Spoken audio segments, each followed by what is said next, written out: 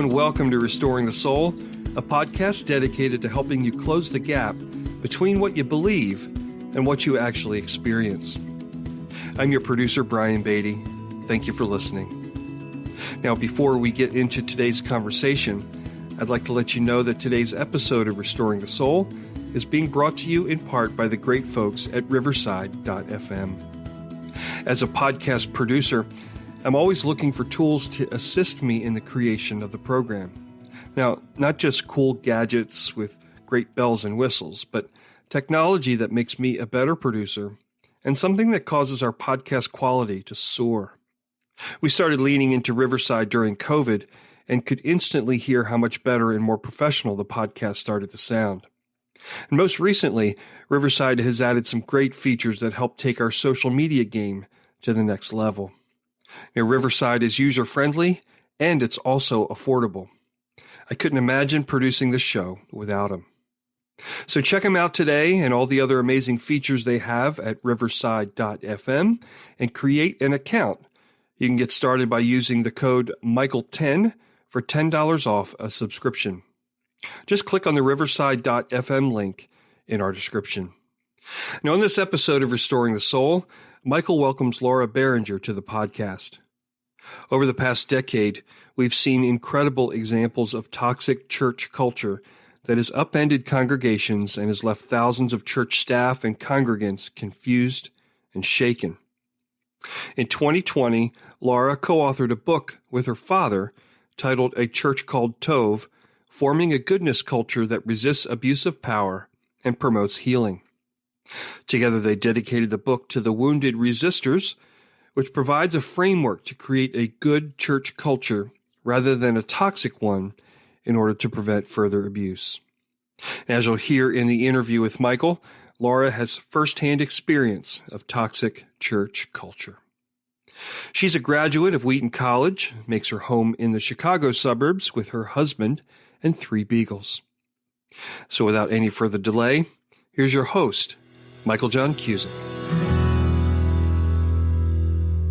Laura Barringer, welcome to the Restoring the Soul podcast. Thank you for having me. It's an honor to be with you today. Well, the book that you wrote around a year ago with your dad, Dr. Scott McKnight, the renowned New Testament theologian and scholar, is called A Church Called Tov, and I always forget the whole subtitle, Forming a Goodness Culture that Resists Abuses of Power and Promotes Healing. And wow, has this book been timely. So once again, thank you for writing the book. You were talking to me earlier before we started the recording that you're not a full-time writer, you're a teacher. So talk to me about the context of what was happening. It was rather personal with your experience at Willow Creek that led to how this book come about. Like you said, I'm a teacher. I've spent 20 years of my career in education, working in primary education classrooms, and writing a book, certainly one like this, is not something that I ever planned or envisioned for myself. It started for us, honestly, with the unfolding of the Willow Creek story, where an article in March 2018, an article about our former pastor, Bill Hybels, broke in the Chicago Tribune. And the headline immediately grabbed our attention because we had attended Willow Creek for over 20 years and were familiar, obviously, with the pastor and the church. So kind of rolled my eyes, honestly, when I read the headline. But then when we started reading the article, I read it aloud to my husband. We were frankly stunned because we knew the names of the women. We knew the names of the women that were bringing these allegations against Bill Hybels. And we knew them well enough. Some of them we had known for over 20 years. They were family friends, knew them well enough to know that they weren't the type of people that were going to just make up a story to collude to take down Hybels before he retired, as he was claiming.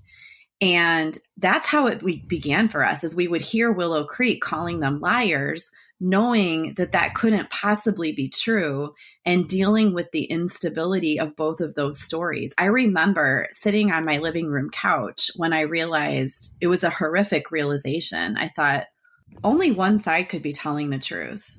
And it's really disturbing either way. And I think that it's the women that are the ones telling the truth. And it was really my first experience with a church that I knew and that I loved, purposely, intentionally misleading people to protect their reputation. It was a very difficult, sad, infuriating time.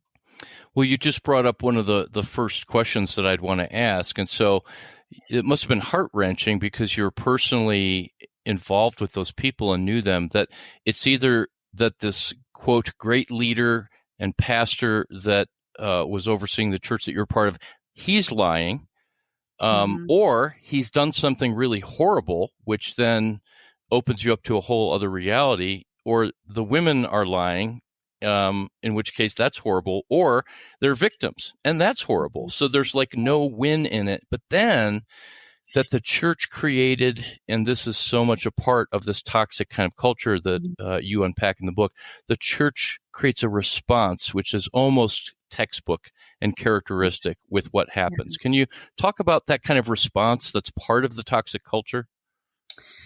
Yeah. So what we saw, frankly, I understand now, like you said, it's sort of textbook. It's a pattern. At the time, I guess I was just naive. I've heard stories, but I hadn't personally experienced them myself.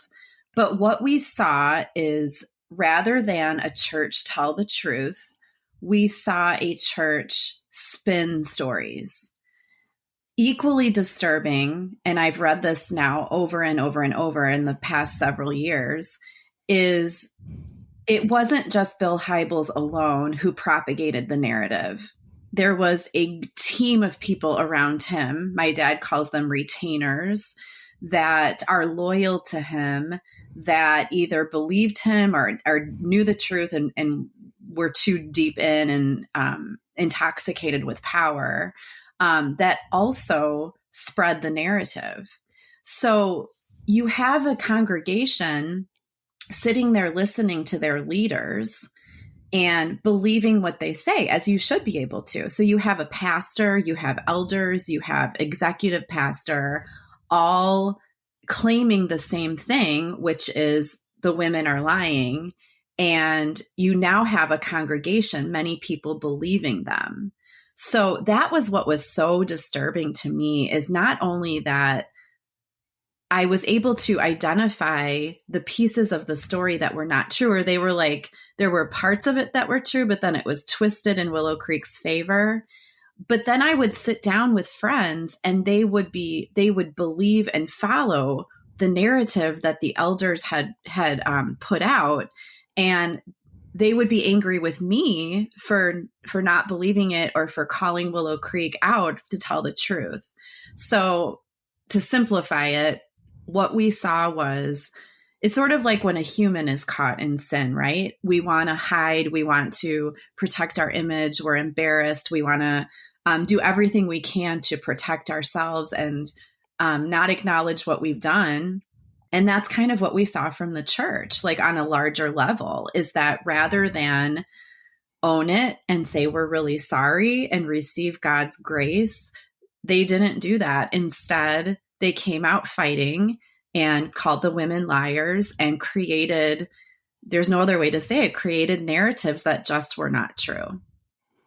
And also, as you described, just in that short response, there's a trickle-down effect where there's kind of the macro undoing and the either or, I'm telling the truth or you're telling the truth. But you talked about how then people were angry at you.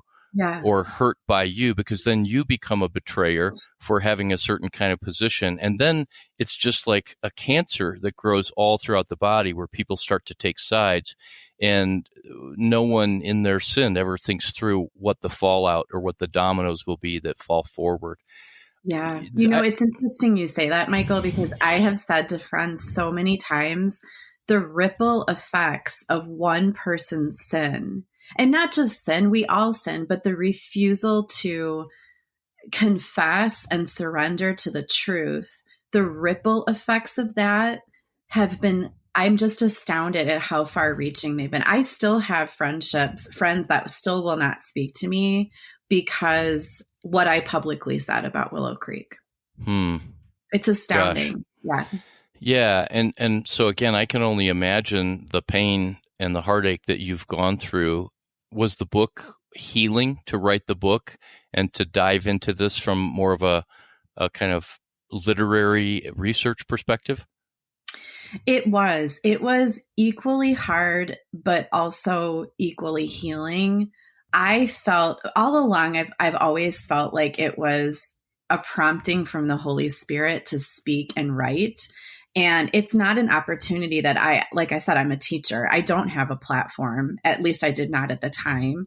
My father did, and he was willing to use it. And he had publishers writing, asking him to write a book about Willow Creek, which he declined at the time. But as more time went on, and I felt like he had something to say, I felt like I had something to say, we decided together to write a book that was ultimately redemptive. So it was truthful, but the reason that we spoke and wrote and said what we did is because we always felt and still believe that that's not how God designed the church, that we have fallen people leading the church, but it's not right. It's not how it should be. And we wanted to offer an alternative to hiding and abuses of power. By the way, we wrote mostly about sexual abuse. We get a steady stream of letters from readers, mostly about power abuse.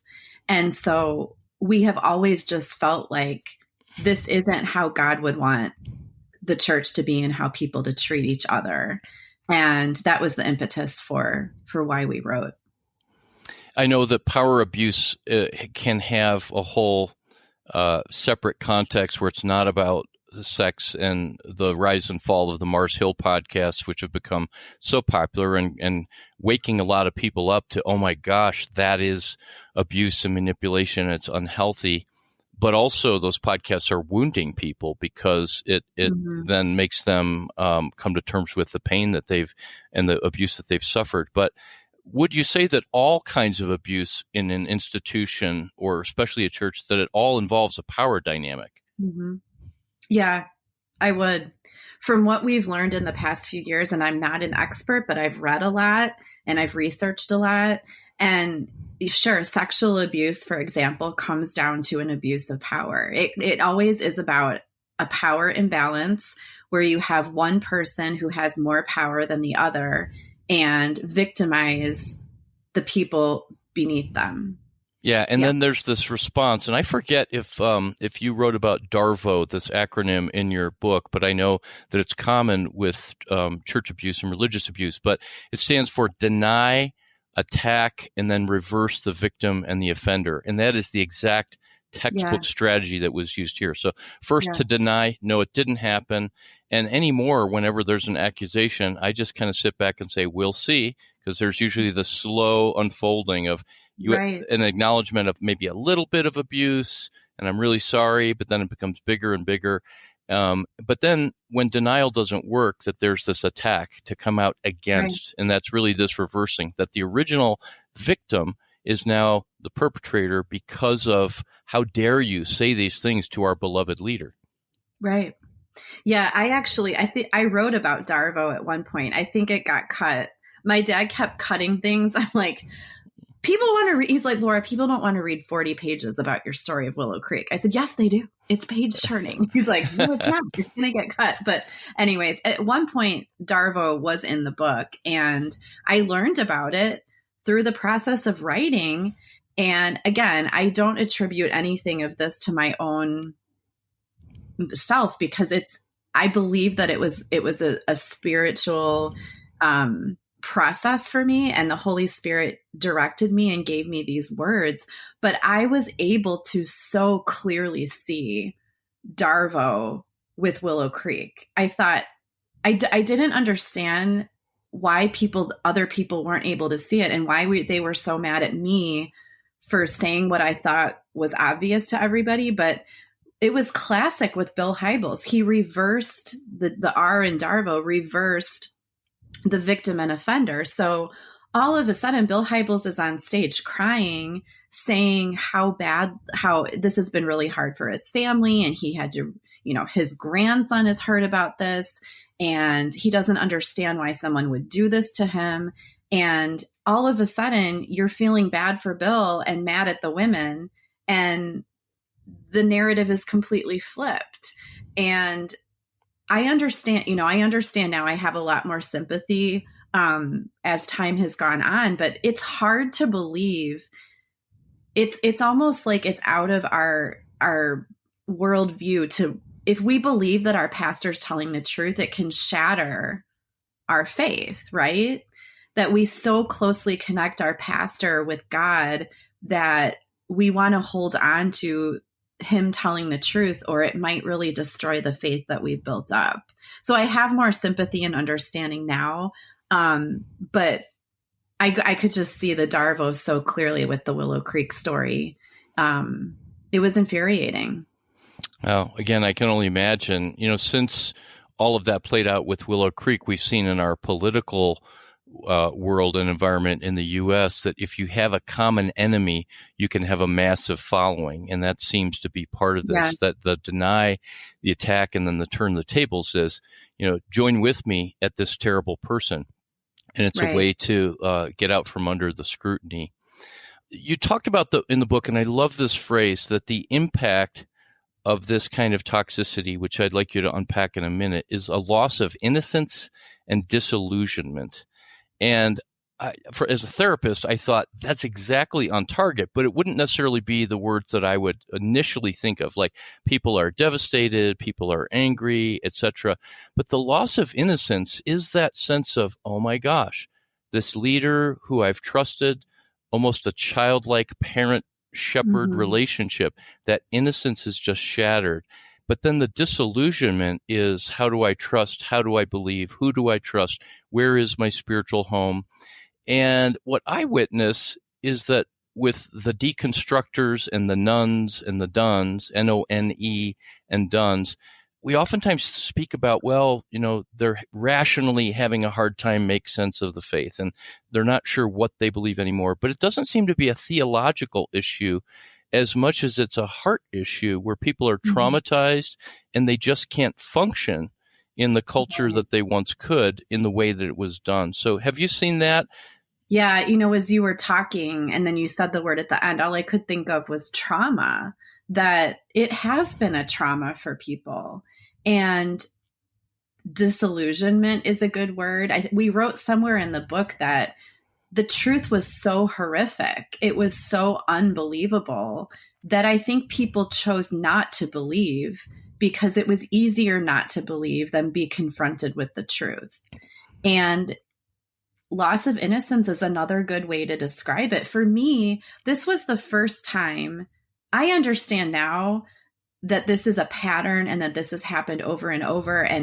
But at the time I didn't. I was innocent of it as well, of the reality of how much abuse and power and spiritual dysfunction happened in the church. But it's so hard to grapple with the truth, but we know that ultimately it's the truth. You have to accept the truth to be free. And over and over and over, as I researched and wrote, I've said again, it's not God. It's not, he wants us to tell the truth. He loves, he doesn't want people to fall in sin and create false narratives. He wants us to come to him and confess and be known and receive his grace and receive his forgiveness. So when people ask me that question, I've personally never been, I've been disappointed with leaders. I've felt the loss of innocence. I felt the word I always used was disoriented. I've never felt mad at God. I felt mad at people who abused their position. But when we look at the beautiful stories in the Bible, it's not how God intended for it to be. So we need people to remind us that your pastor fell, he was living in sin, but it doesn't change who God is. And it's not how God would want it to be. Yeah, it's a beautiful reminder and so necessary. And I love how throughout the book, there's obviously a lot of scripture and biblical reference and theology. But at the very beginning, you went to Matthew chapter 9, where Jesus is talking about the people as helpless and as harassed. And again, I'm sure that was your experience of being harassed by the people that were opposed to you and felt betrayed by the stance you took, and helpless in that you stand by and there's nothing you can do. So even Jesus' 2,000-year-old words in the Gospels are a kind of balm for what's there today. Not just instruction, but almost a kind of anticipated framework for how to handle this. And that's why I love how the book, A Church Called Tov, is a map for how to create cultures of goodness. So I said I would ask you this. Can you talk about what happens when a church is toxic, what that looks like? What are some of the telltale signs? Mm-hmm. Yeah, I also want to say before we jump into that, equally beautiful to me in the Bible are the stories of people who sinned and then they confessed and they asked Jesus for forgiveness. And he gives it, and they live in the truth. And I still hold on to hope for that, for Willow Creek and for some of these pastors, for Bill Hybels. I feel like Willow Creek is such a grace-filled community that I just see it as such a beautiful story of confessing and asking for forgiveness. It would erupt with grace and welcoming him back to the truth. So, yes, I love the stories in the Bible of his care for the wounded. I also love the stories of beautiful redemption in the Bible. Yeah. Can I respond to that? I wholeheartedly agree. You would have no way of knowing this, but 28 years ago, I was caught in a double life as a sex addict while I was starting out as a job at a Christian university. And that was the worst day of my life, but also became the best day of my life because it set me free in a way that I never imagined. I thought that I was just going to have to live the rest of my life hiding, 90% of the truth, confessing 10%, and that was as good as it got. And I was just going to have to kind of resist. And the shame and the anxiety that I carried around. But what that opened up a door was the opportunity to be known, to be forgiven, and to be ultimately restored and healed, and now have a ministry that I never anticipated. So the sadness of all of this, and this is true with every toxic church and abusive church culture, but that especially an institution that is known for grace and embracing brokenness and having programs about that, and that kind of humility and trust wasn't deep inside of the leadership at the top down. And that's the tragedy in all this. I'll often say that it's not the sin that is the barrier to redemption. It's the hiding or the lack of trusting it. Not that the sin doesn't have consequences, but thank you for saying that, because the people listening to this, there are going to be people that are on the side of perpetrator or abuser or having secrets, and it will feel like the very worst thing that could possibly happen. But if the gospel is true, it will become the best thing that ever happened for everybody involved. It's beautiful. There's freedom on the other side. Yeah. So what do these toxic cultures look like, especially before there is any kind of exposure? And many of these will never become public. Each of these could be hour-long conversations. So I know that I'm going to go like speed read through them. But what we did is we researched these churches, and there were some habits that emerged. I guess we could call them habits of toxicity. And in the book, we countered each one with a Tov alternative. So like I said, each of these could be hour-long conversations, but the patterns and habits that rose to the surface for us of traits of toxicity and toxic institutions were a narcissist culture, which we've seen an increase in lately. Rather than nurturing grace, we saw fear cultures. Toxic places have employees that are afraid to talk and tell the truth for fear of repercussions. Rather than putting people first, toxic churches or organizations defend the institution and are overly loyal to protecting its image rather than putting people first like Jesus did. We talked about this one a lot already with Willow Creek. Toxic organizations don't tell the truth. Rather than just coming clean, they make false narratives. They refuse to enter into a season of confession and repentance. Toxic churches, rather than nurturing a spirit of justice, they resist it by being overly loyal to each other and to the leader. Celebrity culture is another big one that rose to the surface. A lot of this, even though we saw, you don't have to have a huge church to have a pastor that might be abusing power, but there's a special temptation with the large mega churches. A celebrity culture can develop, and we found that to be highly toxic. And then one that was has been big with my dad for decades is the leadership culture. Eugene Peterson, he says, railed against it for years, where rather than being a pastor, we've seen the role of a pastor become more like a leader. And this leadership culture develops where business practices creep in. And we found that to be highly toxic when you're trying to run a church like a business. And if I can interject, there's something so good about the fact that was identified, but it's in the evangelical church, it's almost like saying you're a communist on the 4th of July to say that leadership is something that should be questioned. That whole culture of leadership where you're applying corporate principles and nothing wrong with excellence, right? But even excellence can become a kind of idol where people become secondary and to their function. But the whole idea about the leadership culture is that you pointed out in the book that Jesus never talked about leadership. He talked about shepherding, and he talked about fathering and servanthood and those kinds of things. But we've elevated leadership as a kind of culture to something that's like the new spiritual goal. Right. You know, I asked my dad about this because he's the theologian. I'm the teacher.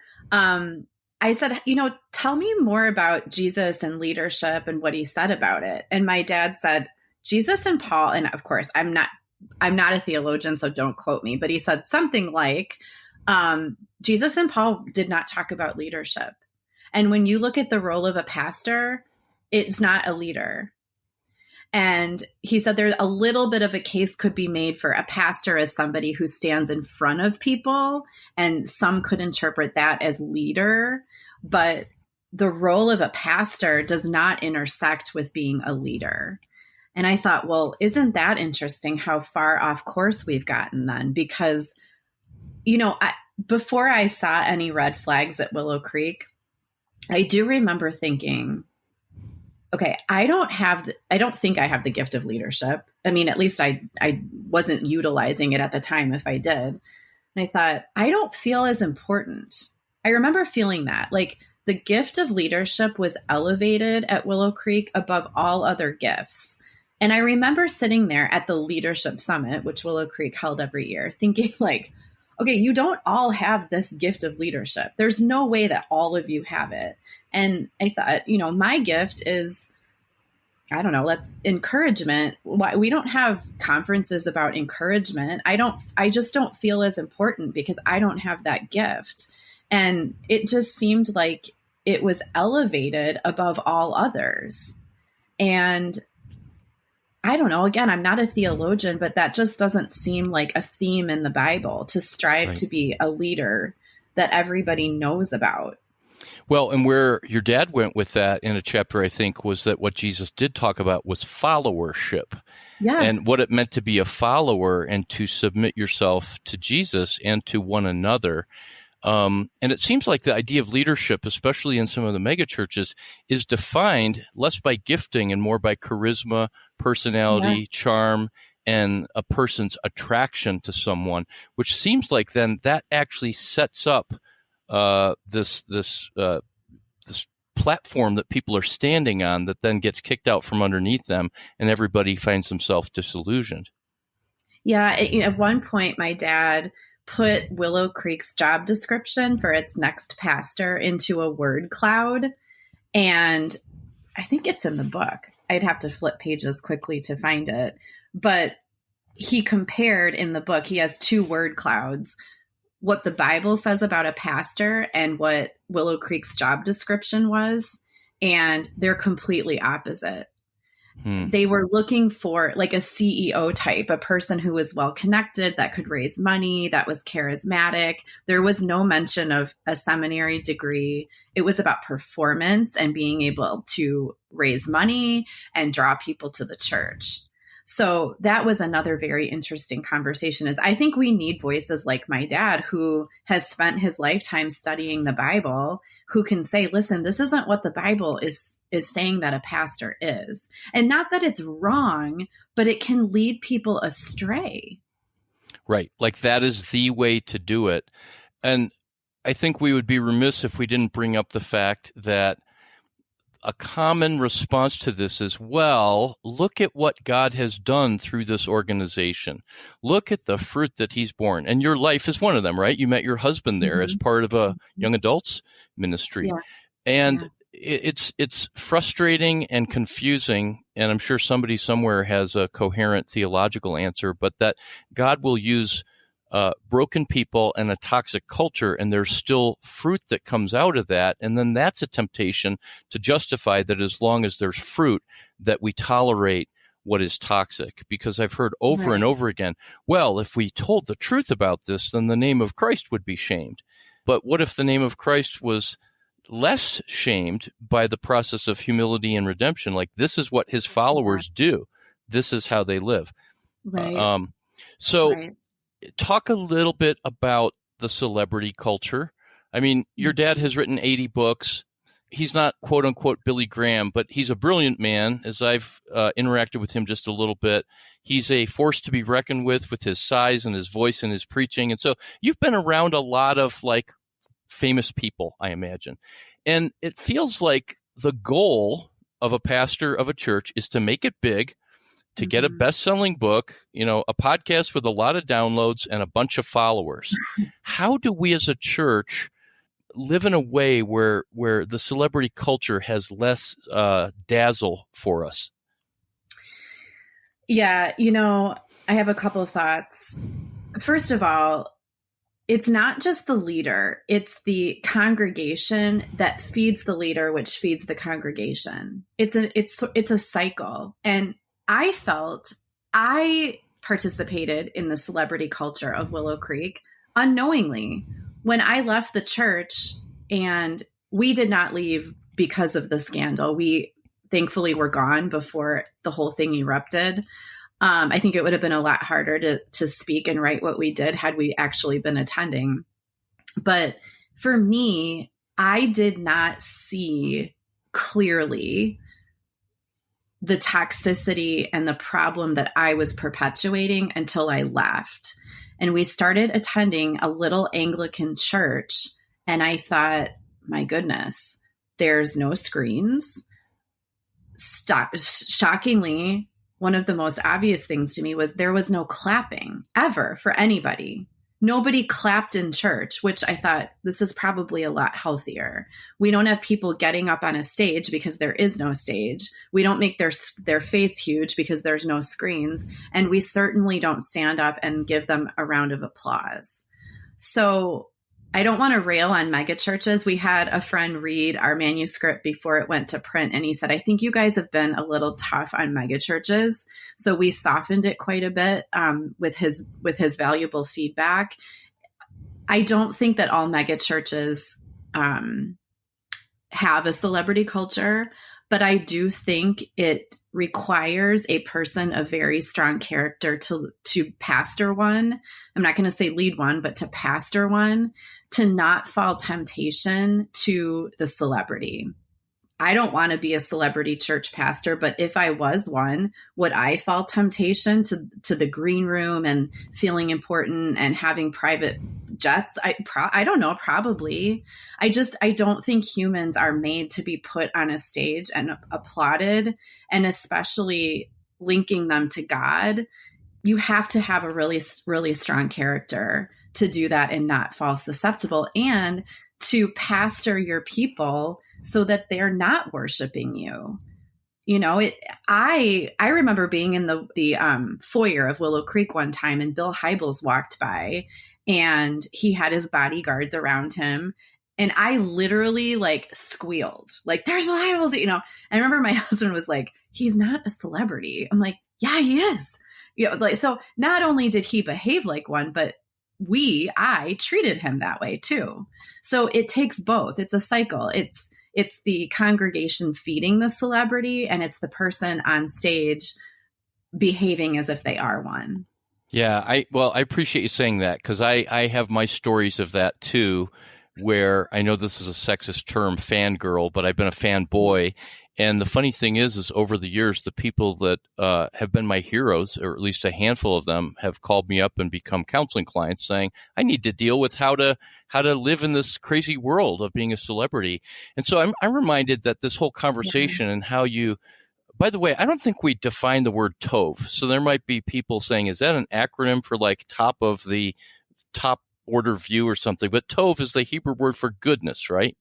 Yes, that's correct. So this whole conversation is about ultimately not the toxicity, but how do you create a culture of goodness?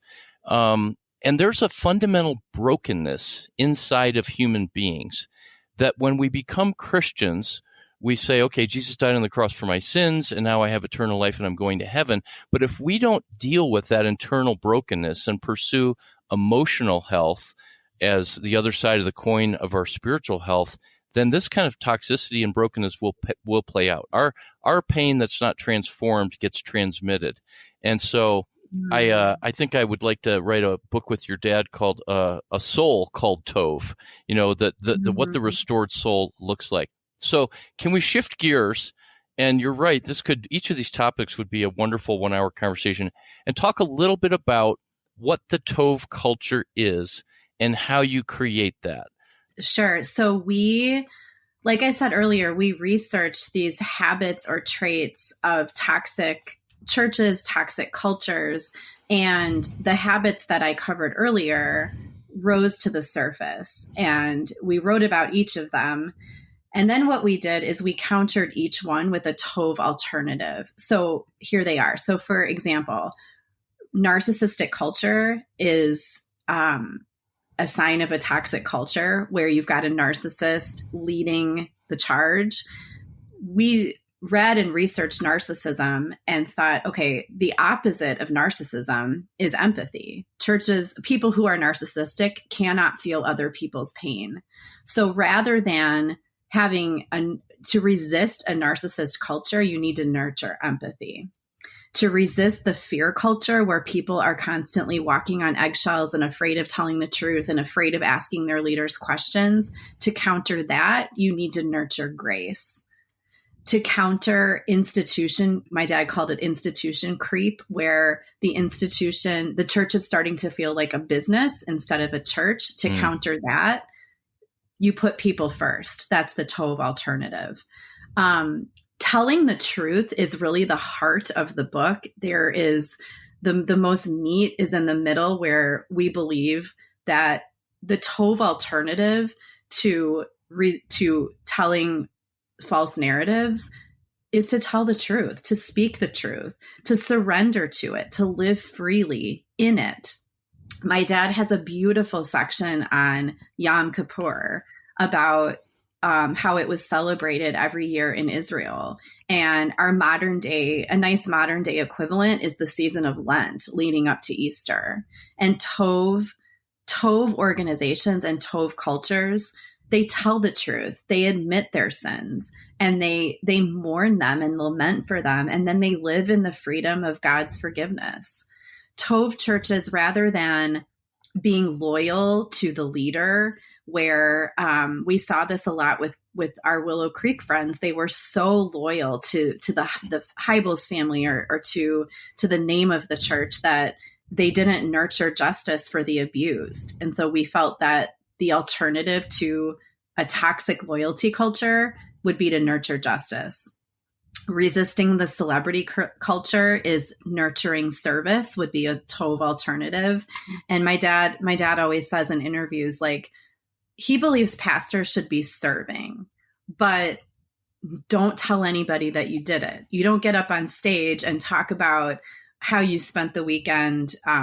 Don't tell anybody. That's Right. not the point of service. You can tell your spouse, but you don't need to tell everybody. So a Tov alternative to celebrity is to nurture service within your congregations. And then finally, resisting the leader culture. What does that look like? It means nurturing Christ likeness, to be like him, not to be striving to be a leader that's well known, but to be like Christ instead. So we believe that if churches nurture these habits of goodness, these Tov good alternatives, we're hoping that it could be just a culture shift where we're not nurturing toxicity, we're nurturing goodness and healing instead. I love that. And of course, all of those have to be so intentional, because I think every church, if they are halfway empathic human beings, would say, well, of course we're all about those things, right? But they wouldn't necessarily see the underbelly of that or what would play out naturally. And again, it's such a requirement that there's a fundamental humility, that just because there's a vision and people are coming and sitting in the seats and people are excited, that they're doing the right thing. Mm-hmm. I sure appreciate you taking the time today, and I appreciate what I imagine were endless hours of research and collaboration with your dad, Scott McKnight. But the book, A Church Called Tov, Forming a Goodness Culture that Resists Abuses of Power and Promotes Healing. I just think this is an essential read for anybody in leadership, from pastors to associate pastors to elders, and anybody at all who wants to create a Tov culture, a culture of wholeness. My final question would be, what would you recommend for the person who has experienced an abuse of power, spiritual abuse, sexual abuse, or other from a church? What would you uniquely say to heal? I would say find a counselor. We've had story after story after story, and being hurt, being wounded by a church is uniquely painful. Being hurt by people who represent God is a terrible kind of pain. And I've learned that we can't expect the church to fix what's been done. And I think what I've found is most important is telling your story to a safe counselor, whether that's a trained therapist or psychologist, is going to help heal more than anything. Talking to other people who have been through the situation might help you feel less crazy. But after listening to survivors' stories for the past couple of years, that's my best and advice that I can offer, is to find a safe counselor that can guide and help heal. Well, amen to that. We're all for that. So a final thank you to you, Laura Barringer, for this conversation and for the work that you've done with A Church Called Tov. Thank you, Michael, for having me. It was truly a blessing for me to be with you today. So thank you for listening to another episode of Restoring the Soul. We want you to know that Restoring the Soul is so much more than a podcast.